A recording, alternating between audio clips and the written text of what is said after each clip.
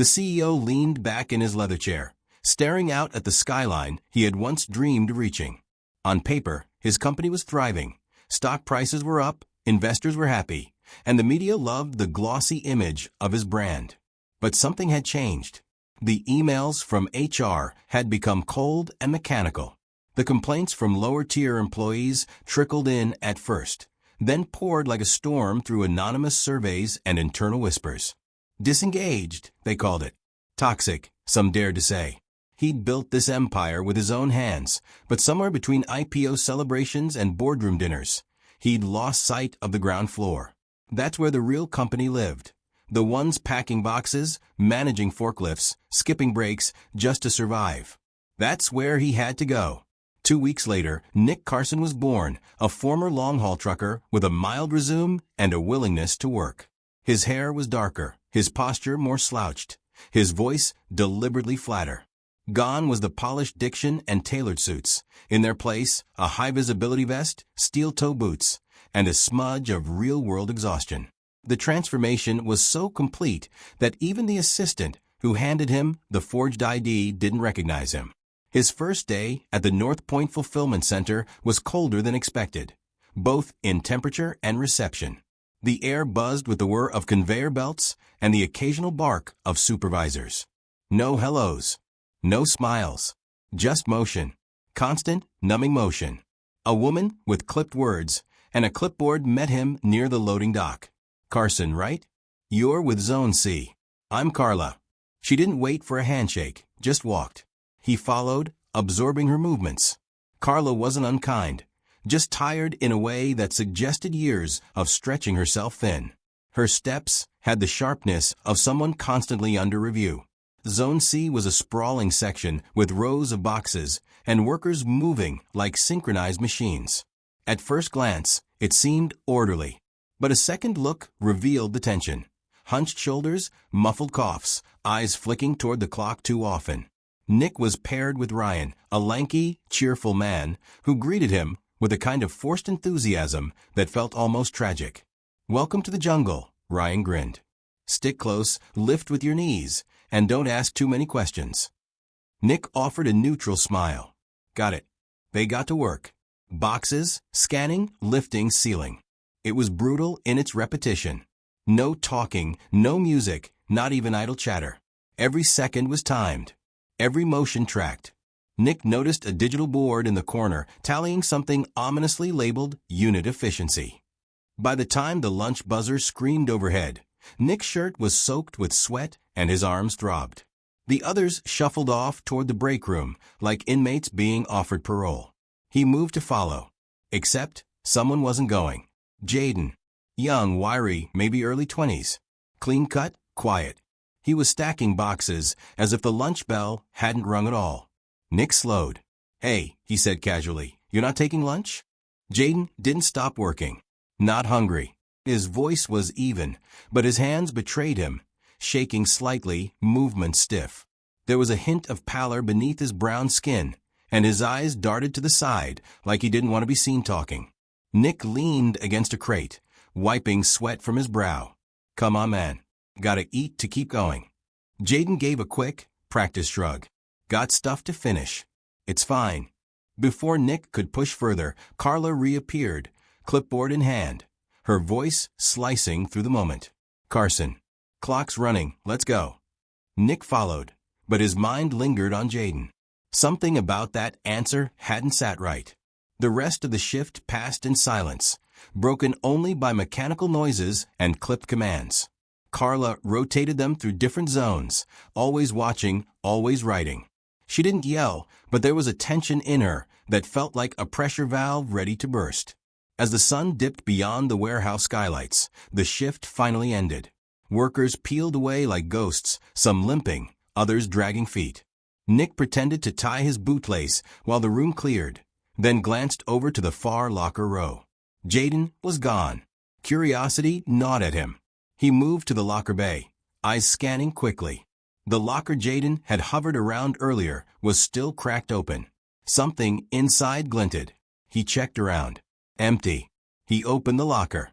Inside was a tattered lunchbox, plain blue nylon, the zipper half broken. But what caught Nick's eye wasn't the box itself. It was the crumpled piece of paper tucked into the mesh side pocket. He pulled it out carefully. A child's drawing, scribbled in thick crayon lines. Stick figures holding hands beneath the sun. One figure was labeled Daddy. The other, me. At the bottom, in shaky lettering, for Daddy, you're the best. Nick stood frozen. The warehouse buzz faded, replaced by a tight, cold knot forming in his stomach. This wasn't just someone skipping lunch to be tough or edgy. Jaden wasn't eating because he was choosing to feed someone else. A child. A daughter. Back in the parking lot, Nick watched the workers drift into the twilight. Jaden passed by, earbuds in, pushing a battered bike with one hand. He didn't look around, didn't wave, just disappeared into the dusk like he was used to vanishing. Nick sat in his car long after the lot emptied. The hum of injustice was deafening. He had come to uncover culture flaws, efficiency issues, logistics. But now, he was staring at hunger, at sacrifice, at the silent erosion of dignity under his watch. He had only just arrived, and already he was starting to see the cracks, not just in the building, in himself, in what he had allowed to grow beneath the glittering shell of his so-called success. The truth was this: he didn't know his company anymore. But by the time he was done, he would. He'd make sure of it, no matter how deep he had to dig. The next morning, Nick arrived early. Jaden was already there. He was unloading crates alone, sleeves rolled up, eyes focused with a quiet intensity that bordered on defiance. There was no manager in sight, no one telling him to hustle. He just worked, as if the weight of his world demanded it. Nick approached with measured steps, carrying 2 paper bags from a nearby deli. "Hey," he said casually, holding one out. "They gave me an extra breakfast sandwich. Figured I'd offer before it goes cold." Jaden didn't look up at first. When he did, his expression was guarded. "You sure? Positive?" Jaden hesitated. His pride waged a silent war with his hunger. In the end, hunger won. "Thanks," he murmured, accepting the bag like it might disappear. They sat in the loading bay, sharing silence and egg sandwiches. Jaden chewed with the restraint of someone used to rationing. Nick watched quietly. "You got family?" Nick asked, making it sound like idle small talk. Jaden nodded once. "Just me and my daughter." Nick let the moment sit. Tough doing alone. Jaden's lips tightened. "She's 5. Wants to be a dinosaur when she grows up." A flicker of warmth passed over his features. "She thinks I'm a superhero." Nick swallowed hard. "You kind of are." Jaden looked down. "Superheroes don't worry about eviction."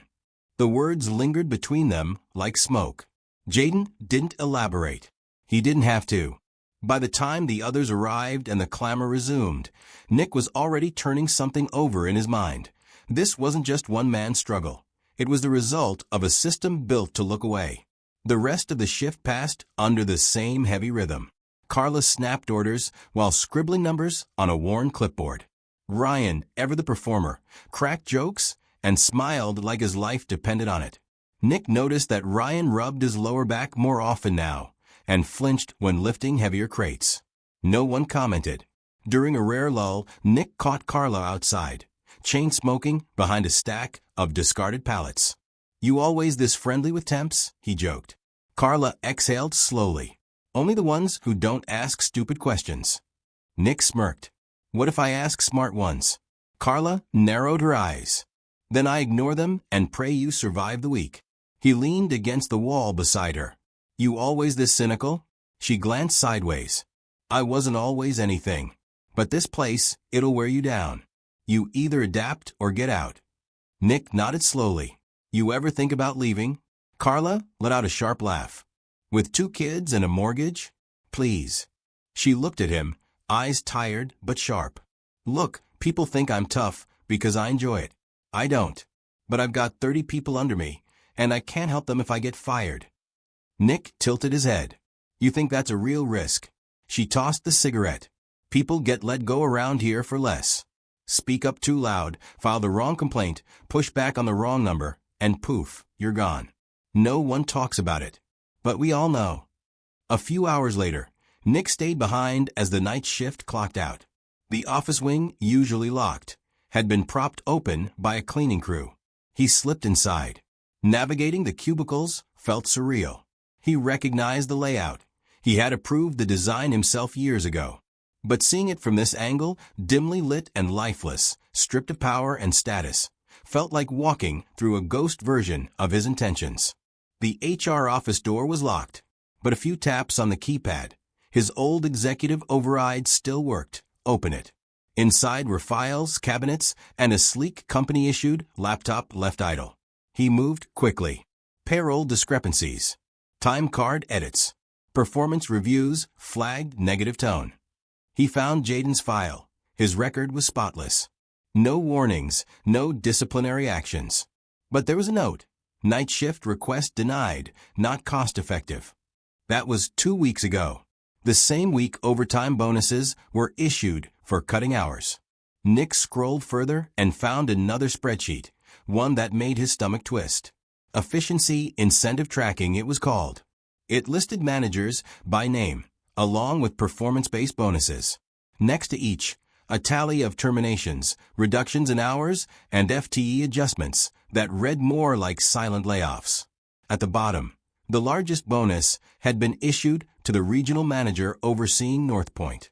Back at his apartment, Nick sat in the dark, rereading Jaden's note from the locker. The image of that drawing haunted him. The stick figure, the crayon sun, the unspoken hunger.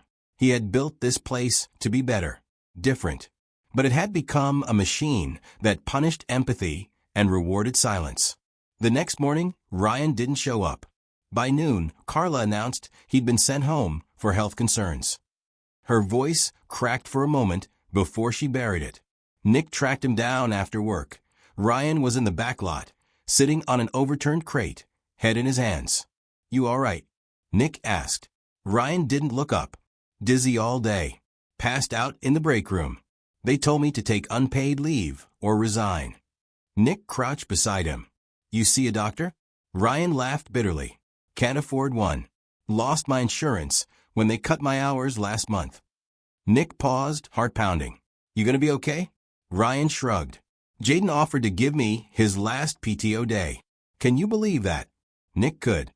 He thanked Ryan and walked away, fists clenched, blood humming. Jaden had nothing to spare, and still he gave. Meanwhile, the machine kept grinding. That night, Nick waited for Jaden near the bike rack. "Hey," he called. Jaden turned, startled. "What's up?" Nick hesitated, then asked, "Why'd you offer Ryan your last sick day?" Jaden shrugged, uncomfortable. He needed it more. Simple as that. "It's not simple," Nick said. Jaden finally looked at him, eyes tired but steady. "Maybe not, but it's right." Nick stood there, silent. Something inside him shifted, something fundamental. This wasn't about one man skipping lunch anymore. It wasn't about bad managers or broken policies. It was about a culture that starved the people it depended on. He couldn't fix it from the shadows. Not much longer now, he told himself. Soon, everything would change. Rain hammered the metal roof like a warning. Inside the warehouse, the tension was electric. Pallets moved faster than usual. Voices stayed lower. Even Carla was quieter, her eyes flitting between workers and her phone, as if waiting for bad news she couldn't quite name. Nick could feel it. Something was about to snap. The days since Ryan's forced leave had grown darker. People murmured in corners. Jaden seemed more withdrawn, arriving later, leaving faster. His face was thinner. The child's drawing in his locker had vanished, replaced by silence. Nick had spent every night combing internal reports, compiling screenshots, writing names, numbers, timestamps. Evidence of what the machine had become. There was no denying it anymore. His company was broken. Maybe it had been for years. But now he had a plan. One that could only start if someone pushed the first domino. The opportunity came just after the morning safety briefing, if it could be called that. A supervisor named Malik, cocky and cruel in equal measure, barked at a new hire for scanning a package twice. "Do that again, you're gone." "We don't have time for screw-ups," he snapped, loud enough for the floor to hear. Nick watched the kid nod, shrinking, clearly terrified. She looked about 18. Her name tag read Becca. Malik moved on, but Nick followed. He caught up in the hallway near the loading dock. Bit harsh, don't you think? Malik glanced at him, smirking. You here to teach me HR temp? I'm here to do my job. You threatening kid's part of yours. The smile faltered. You got a problem, take it to Carla, Malik muttered, brushing past. I will, Nick said, and to your regional manager. Malik turned. What did you say? Nick just walked away. An hour later, Carla called him into her office. Her face was pale, her voice flat. What did you say to Malik? I told him he was out of line. Carla exhaled through her nose. He reported you. Said you were disruptive. Nick didn't respond. You know how this works, she added quietly. I'm supposed to write you up. You don't want to. I don't want any of this. Nick stepped forward. Then help me. Carla stared at him. Help you do what? Stop pretending this is okay. She blinked. Then, something cracked in her. A tiny fracture. But it was there. Nick lowered his voice. I know about the efficiency bonuses. The overtime cuts. The denied medical leave. The manipulated time cards. Carla froze. I know you flagged problems and got ignored. I know you're not the villain here. But if you keep helping the people who are, what does that make you? Her jaw clenched. You're not just a temp, are you? He didn't answer. Carla sat down slowly, staring at her desk. What do you want from me? Proof, he said. Witnesses. A statement. Records. You're asking me to destroy my career. No, he said. I'm asking you to save your soul. She closed her eyes. The rest of the day was a blur. Carla said nothing, but Nick saw her on her phone between shifts, her fingers flying. Her usual coldness was gone, replaced by something else. Purpose. Rage, maybe. Or grief. That evening, as the shift ended, Jaden approached Nick at the vending machine. They told me my hours are getting cut again. Nick turned. Why? No reason. Just performance review. Said I wasn't moving fast enough. You're the fastest worker here. Jaden looked down. It doesn't matter. They want me gone. Nick nodded. Come in tomorrow anyway. They'll fire me. No, Nick said steady. They won't. The next morning, Nick didn't put on his uniform. He walked in through the executive entrance. Security paused, uncertain, but didn't stop him. He looked different now, hair slicked back, clean shave, crisp blazer. The CEO had returned. He took the elevator up to the regional conference room, where a quarterly review was scheduled. Board members, VPs, department heads, all of them. Nick arrived 2 minutes early. The room fell silent. No one recognized him at first, until he reached the head of the table and set down a thick file folder, bursting with documents. Then someone gasped. Mr. Langston? Nick looked at them, at the faces that had become blind to suffering, and sat down. I've just completed a 2-week audit of our North Point facility, he said, voice clear. Undercover.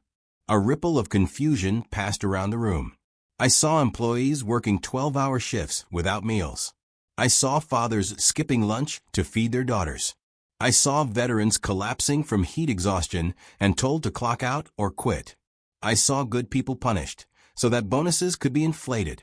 He opened the file and began sliding documents across the table. Falsified reports, edited time cards, efficiency incentives tied to silent terminations. He looked directly at the regional manager. You approve these. The man sputtered. With all due respect, sir, the numbers. Nick slammed his palm on the table. Are killing people. Silence. Nick took a breath, then opened a video file on the projector. Footage from the warehouse, obtained by Carla, quietly forwarded the night before. It showed Jaden working past lunch, lifting boxes with trembling arms. It showed Malik shouting. It showed Ryan fainting. Gasps filled the room. You let this happen, Nick said, his voice shaking now. I let this happen, but not anymore. He stood. There will be audits, investigations, immediate policy changes, and anyone who retaliates against a whistleblower or punishes someone for being human will be fired. He walked out before they could respond. Downstairs, in the break room, word had spread. Nick stepped inside. Dozens of workers stared at him, confusion on every face. They didn't know what to think. Then Carla appeared beside him. She nodded once. Nick raised his voice. No more cuts. No more silence. This company starts changing today. Jaden stood at the back, unmoving. Nick met his eyes. You deserve better. All of you do. No one clapped. No one cheered. But something changed. Heads lifted. Shoulders straightened. And in that moment, it wasn't about speeches or headlines. It was about truth breaking through. Finally, the first week was chaos. Some managers resigned before the investigations began. Others were escorted out. Malik didn't even pack his things, just vanished. Carla, surprisingly, stayed. When asked why, she said simply, "Because I want to see this place become what it was supposed to be." The warehouse buzzed with rumors and disbelief. No one trusted the change yet, not really. Not after so many years of being burned by promises. But slowly, signs began to emerge that things were different. The first came when lunch was extended to a full hour. Not 15 minutes. Not 23 and a half. A full 60. People sat down together for the first time in years. Jaden even brought in small sandwiches and passed them out with a quiet smile. He didn't say why, but everyone knew. Then came the surprise raises, small but symbolic, followed by reinstated sick leave policies and a hotline number taped to the break room wall. Anonymous. Independent. No retaliation. Nick was there every morning now. Not in a suit. Not behind a glass wall. He worked on the floor alongside them. Hair messy again, lifting boxes, scanning codes, learning names. He met every new hire personally and didn't just ask, "How's your first day?" He asked, "Do you feel respected?" Some were skeptical. Others, like Jaden, observed carefully. But change, when consistent, becomes its own kind of truth. On a rainy Wednesday, Nick sat in the back of the warehouse at the same vending machine where Jaden had once offered to sacrifice his last sick day. Jaden joined him, sipping from a thermos. "Someone said you were in the HR office yesterday," Nick said. Jaden nodded. "Carla asked if I'd help write the new onboarding program. Said I'd know what not to do." Nick smiled. "She's right." Jaden looked down at his hands. "Still feels strange." "What does?" "All of it. The idea that someone at the top actually listened." Nick paused. "I didn't for a long time." Jaden didn't say anything. Nick added, "I thought success meant distance. That leadership meant control. I forgot it was supposed to mean service." Jaden glanced sideways. "What made you remember?" Nick looked at him. "You. That day at the lockers. The drawing." Jaden's eyes shifted. "She asked if you were my friend." Nick raised a brow. "What did you say?" I told her, "Yeah, I think so." They both smiled faintly. The changes rippled outward. Other facilities heard what happened at North Point. Some reached out, asking for guidance. A few sent their own undercover executives, hoping to catch the same kind of clarity. Most didn't find it. Some did. Internally, Nick called it the reboot. Publicly, he declined interviews. When a reporter asked him what inspired the transformation, he answered, "Hunger." She assumed he meant hunger for justice. He didn't correct her. One afternoon, Carla found Nick in the break room wiping down a table. "I never thank you," she said. "For what?" "For giving me a reason to stay. I was this close to quitting the week before you showed up." Nick nodded. "I would have deserved it." She scoffed. "Maybe. But not anymore." They shared a moment, no longer manager and CEO, just two people trying to rebuild something worth believing in. That weekend, the warehouse hosted a potluck. Someone brought homemade chili. Someone else made cookies shaped like forklifts. Jaden brought his daughter, who wore a superhero cape and drew smiley faces in chalk on the sidewalk outside. Nick stayed late, helping clean up. At one point, Jaden's daughter tugged at his sleeve. "Are you really the boss?" Nick crouched. "I guess I am." She tilted her head. "Do you eat lunch now?" He grinned. "Every day." She seemed satisfied. Before she ran off, she handed him a new drawing. Stick figures again, 2 of them holding boxes. Above them, a sun. Below, a big smiley face with crayon letters. Friends help friends. Nick pinned it to his office wall the next morning. Not in the CEO suite. In the break room. Because culture isn't dictated from the top. It's lived from the middle. And it's guarded from below. Every day since then, someone new has added a drawing. A thank you note. A photo. The wall grew. And so did something else. Trust. It didn't happen all at once. But day by day, shift by shift, brick by brick, they built something better. And they never skipped lunch again.